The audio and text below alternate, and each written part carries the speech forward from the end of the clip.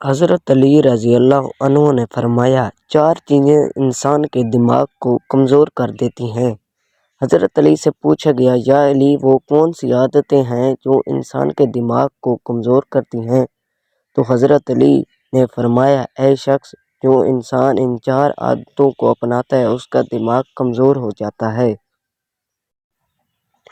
اے شخص، اگر اپنے دماغ کو تیز بنانا چاہتے ہو اور یہ چاہتے ہو کہ تمہارے دماغ کی صلاحیتیں بہتر سے بہتر ہونے لگیں تو ان 4 عادتوں سے دور رہنا۔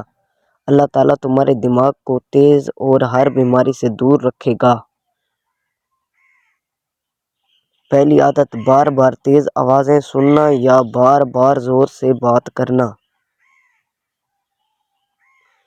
دوسری عادت کہ ہر وہ تھوڑی دیر کے بعد کھانا کھاتا ہو۔ جو انسان زیادہ کھانا کھاتا ہے تو اس کا دماغ کمزور ہونے لگتا ہے۔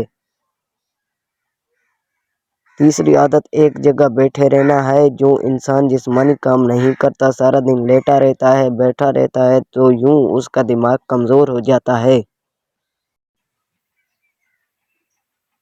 اور چوتھی عادت جس سے دماغ کمزور ہوتا ہے وہ سیکھنے کی جستجو کو چھوڑنا ہے یا یاد رکھنا۔